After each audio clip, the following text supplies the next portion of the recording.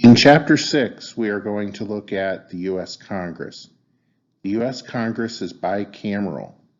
This means that it has two chambers, the House of Representatives and the Senate. We are going to look at the differences between these two chambers, as well as other important information about this institution, the legislative branch. There are really no limits to the questions we can ask about Congress, but perhaps two of the most important are: why do members of Congress follow complex, arcane rules and precedents in processing legislation, even when such devices keep majorities from getting their way? In fact, we could ask whether it is in fact true that they follow these methods, or whether these methods are used as a way of not doing things that members of Congress actually prefer not to do. When you look at something like the filibuster, which could be ended at any time by a majority vote of senators, you ask yourself, well, but why don't they? And certainly giving a member of Congress cover for not supporting legislation that he doesn't want to support, but that his constituents want him to support, may be one of these reasons. Another is that congressional incumbents rarely lose elections. So why are they so obsessed with the implications of nearly everything they do as it relates to elections? Well, that could also be a chicken and egg problem, right? Maybe members of Congress are much safer because of the actions they take. Well, think about these questions as we go through this slide presentation. So why do we study Congress? Well, first of all, Congress makes the laws. If we're interested in how laws get made, if we're interested in why and how the processes of lawmaking occur, then Congress is where we have to go. Also, Congress is transparent when compared to the other branches of government. Particularly the presidency, unless somebody leaks information, we never understand why they do what they do. In the Supreme Court, they actually justify their decisions, but they make their decisions in secret meetings that we don't even get to find out about until after the members have retired. There's a connection between power and party control. Obviously, there's a connection between power and party control in the presidency, but there's only one president. And they're officially not members of any party in the Supreme Court. But it is interesting to see how the party organizations in Congress tend to emphasize the power of the majority over the minority. There's also a connection between rules and power. Parties set rules, and that's how they get to determine the outcomes in most cases. And also there's a lot of inertia, and we get to study this. If we believe that very little change occurs on a day-to-day basis, studying Congress will help us understand why. Article 1 sets out the powers of Congress and does things such as set qualifications for membership.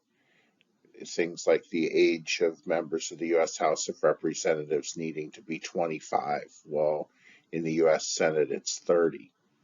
Now, the difference between 25 and 30 is not really that significant. Even at the time of the founding, a great majority of the members of Congress were older than 25 and 30. It wasn't like there were all these people who would otherwise have had the job and were cut off from it. But it does show relatively the idea that members of the U.S. Senate are supposed to be more established political figures. In fact, Senate comes from a term meaning old people, old men representing the city in ancient Greece. The powers of Congress are enumerated in Article 1, Section 8.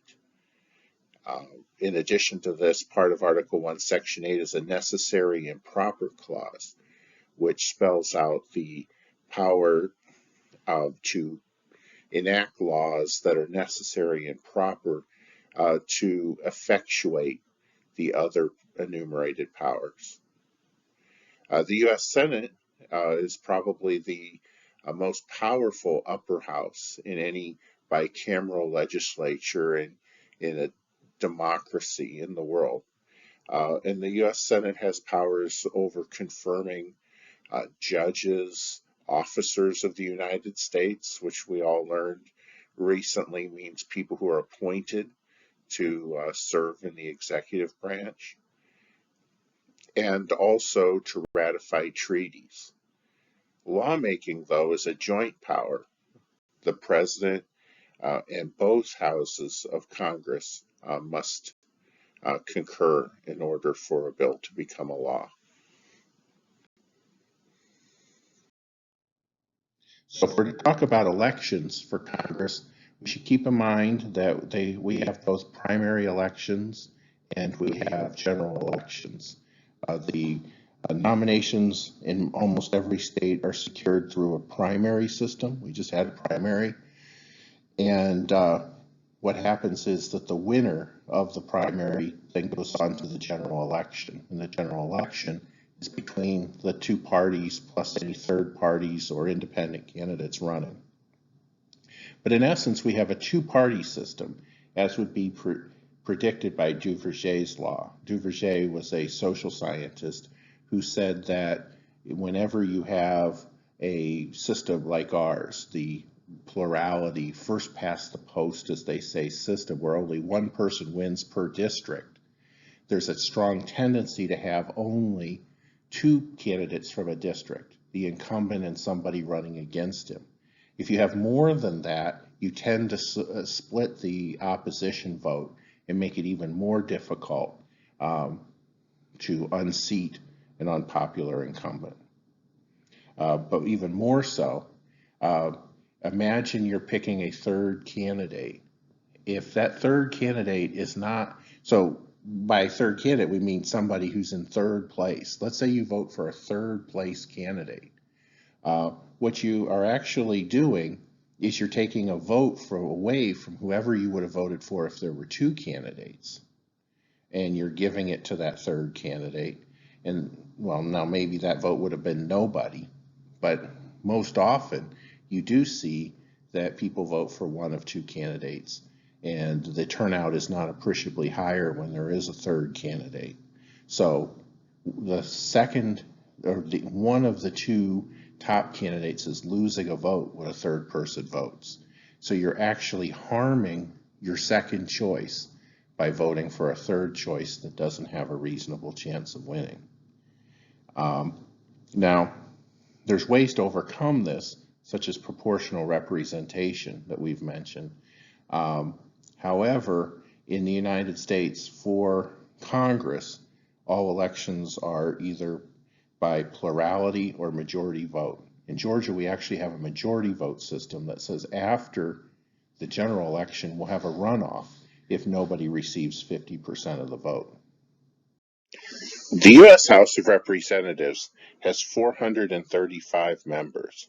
They are allotted on the basis of population, with large states like California receiving more representatives than small states. In fact, California has 52 members of Congress, while a state like Wyoming only has one. There's 14 members of the House of Representatives from Georgia.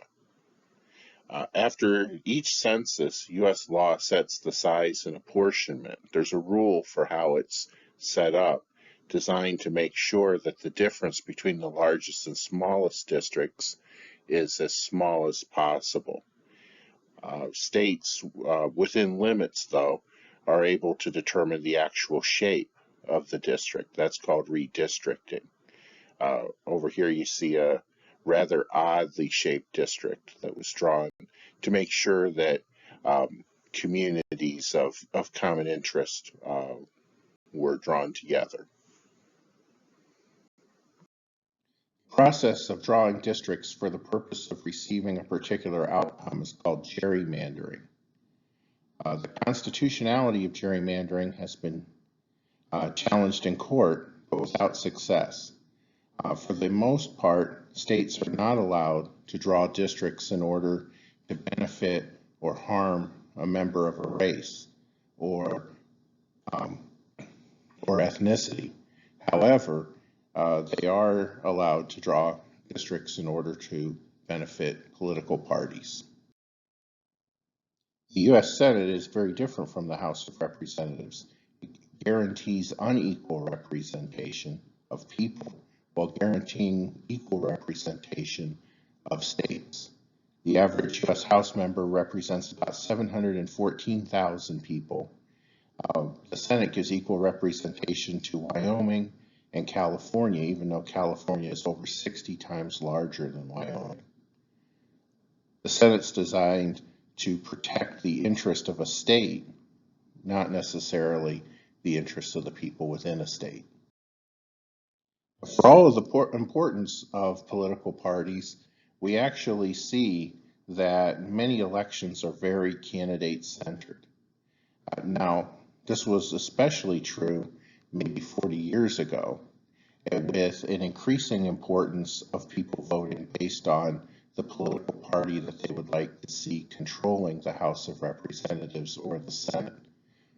What we really see is that prior to 1994, when the Republicans took over the House of Representatives for the first time in 40 years, there had been an increasing expectation that the Democrats would control the U.S. House, and therefore fighting over who was in control wasn't quite as important as making sure that an individual who represented your district was representative of your district. Now, there's a definite advantage to incumbency. Over 60% of incumbents win re-election. Even a larger percentage of those who actually run win re-election. Why do electoral worries, though, mean so much to members of Congress? And that's because incumbency isn't an advantage that is automatic. Rather, it's an advantage that comes from members diligently using the many resources that they have in order to stay in office. National politics do intrude on local politics and congressional elections. First of all, we see that there's a tendency for presidents, when they win, to have more members of their political party drawn into office along with them. Usually this is a result of candidates, of the same people showing up to vote for president, then casting votes for candidates of the president's party. Similarly, we see in midterms, the president's party loses seats. Some of this is because the president's no longer on the ballot. Some of it is it's an opportunity for members of the public to comment on or reflect on the job that the president's doing. In some cases, particularly popular presidents, like George W. Bush was in 2002, tend to have very small or no losses during their first midterm election, and this is because the president's still, the people want to say and help that president. So it's not always true. Some have asked why we even have political parties in Congress. In fact, we had political parties in Congress before we had mass political parties. Well, some of this is because of collective action problems. Without parties, you tend to have members of Congress shirk their duties to make sure that institutionally important things such as budgets are passed. When the party is able to work together and to enforce discipline on its members, you overcome that collective action problem. In addition, it lowers transaction costs. By having two parties, you have two parties' positions on the issues that get reflected rather than numerous different views.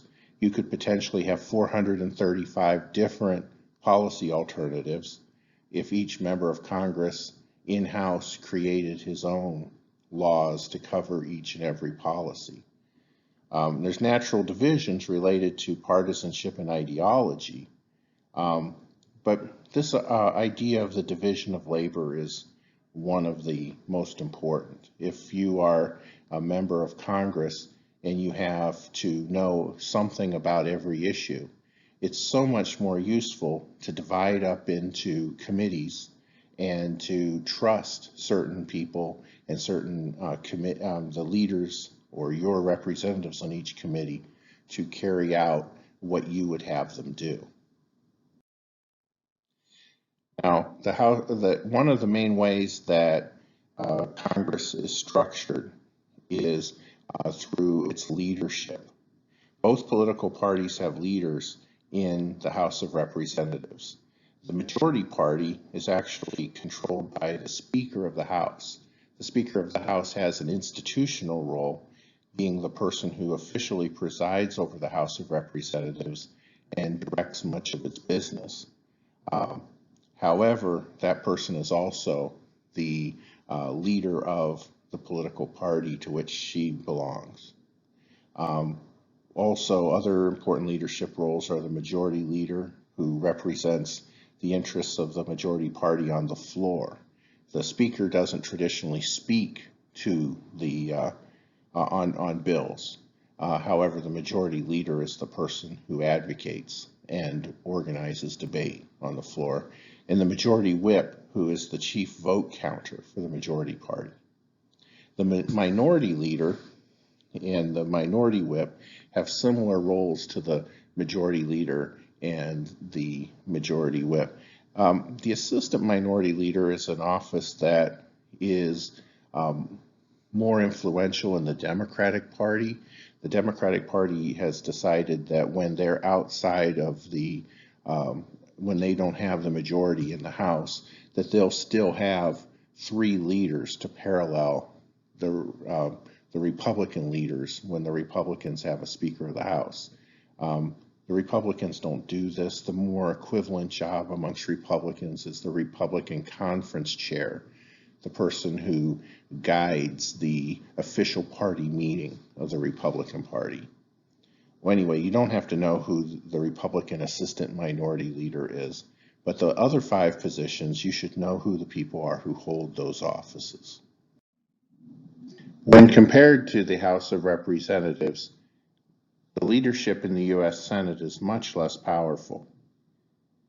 The members themselves try to maintain much more of their own personal power and authority, and are less likely to give it up to a leader as they would in the House of Representatives.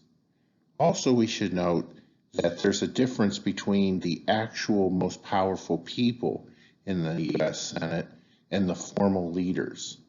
The formal leader of the U.S. Senate is Kamala Harris as Vice President of the United States.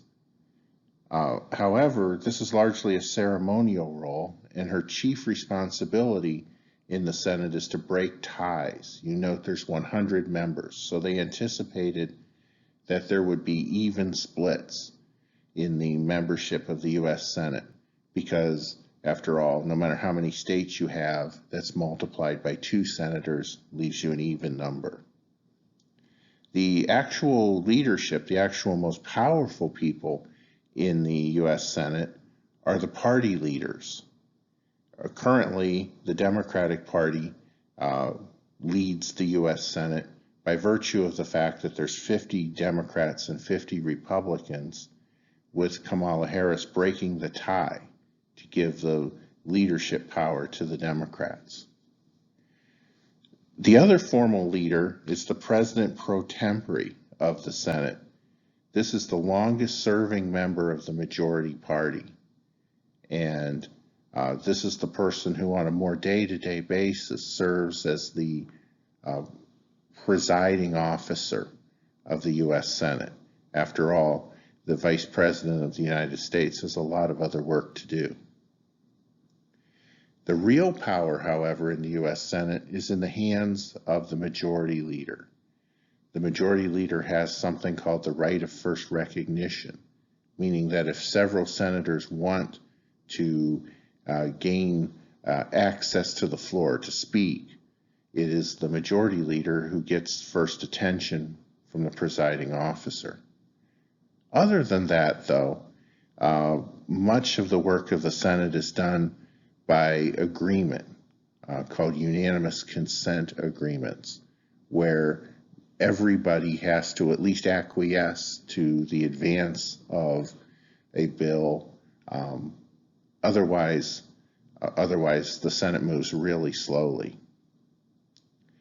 So if we look at the majority leader, currently, this is Charles Schumer.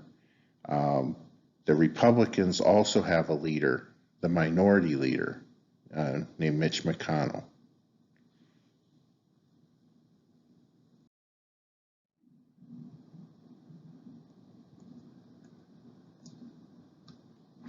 This is Charles Schumer. He is the Senate Majority Leader. While he is not the formal leader of the Senate, he is the most powerful member of the U.S. Senate right now.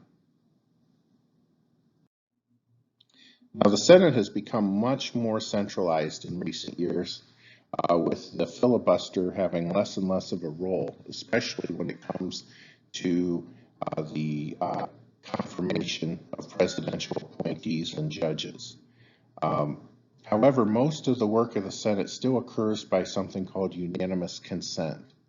What happens is that the majority leader usually will ask unanimous consent for an agenda item to be the next thing up. And when they do that, if nobody objects, then on the next day, that's the first item for business, and they proceed to it. However, if somebody were to object, they would have to actually go through a process called cloture, which for most votes would take 60 members of the Senate to vote for cloture, which is to cut off debate. Even after they cut off debate, they have another period of time for continued debate. Most of the time that's 2 hours now in the Senate. However, if you don't get the necessary votes to cut off debate, then debate can continue indefinitely. For nominations and appropriations, though, you'll only need 50 votes, or, well, a majority to cut off debate. We've talked an awful lot about the structure of Congress without talking about one of the most important aspects, and this is that of committees. Much of the work of Congress actually occurs in committee, not on the floor. Standing committees actually have responsibility over policy areas and lawmaking. The party ratio, which is to say the number of members of the majority party to the minority party, determines the partisan makeup of these committees. The best committees to be on, of course, deal with money, and the worst deal with administration. Do you really want to be the guy who decides how much money we're going to give to the Library of Congress, or do you want to be the person who decides how much money we're going to give to the Department of Defense or Homeland Security or social welfare programs? The large committees are actually divided into subcommittees that are even more specialized. In addition to the standing committees, there are other committees called special committees. They used to be called ad hoc committees. These special and select committees are actually responsible for particular areas of research, but not actual policy making. They're not as prestigious as the standing committees. However, some of them, such as the Intelligence Committee, are very important in their own right. You also have what are called conference committees, which are a special kind of joint committee that determine and negotiate the differences between laws that are passed in the House and laws that are passed in the Senate, because in order for a bill to actually become a law, it needs to be identical between the House and the Senate, and the conference committees negotiate this. Now, again, some things like you know, protecting the building and dealing with renovations of the Capitol, the Library of Congress, etc., have joint committees that are more permanent joint committees that actually have members of the House and members of the Senate who work together in order to fix and deal with problems that that are of concern to both the House and the Senate. Now, the best committees, the so-called money committees, are the Appropriations Committee for the House and the Senate, the Ways and Means Committee, which is the House committee that is in charge of taxes. The Senate committee in charge of taxes is called the Finance Committee, and then the Budget Committee. Now, the difference between the Budget Committee and the Appropriations Committee is that the Budget Committee works out an overall budget designed to make sure that the cost of government overall is taken into account in determining how much money can be spent on specific needs. However, the Appropriations Committee is the one that actually determines how the money is spent. And the Budget Committee is nowhere near as important as the Appropriations Committee, because given enough support on the floor, the Appropriations Committee can even supersede the Budget Committee's general parameters. Now, the authorization committees are all the other committees, all the other standing committees, and they're the ones who do things like determine what the Department of Defense should be allowed to do during the next 2 years, what the Department of Commerce should do, how they should handle the census, and so on. Now we finish with a two-slide overview here on how a bill becomes a law, and I'd like you to actually look at the textbook here and to follow along. What you see is a parallel procedure that occurs in both the House and the Senate. Now, in the end, the House and the Senate need to come to a compromise so that the two bills are exactly the same. When the two bills are exactly the same, they're what's called enrolled, which means that the actual official document is printed up and is made ready to send to the president. Before that, the House and the Senate operate independently in marking up and considering each of the bills and amending them and moving them through this process. So anyway, I would like you to look at the book for any additional detail on this section.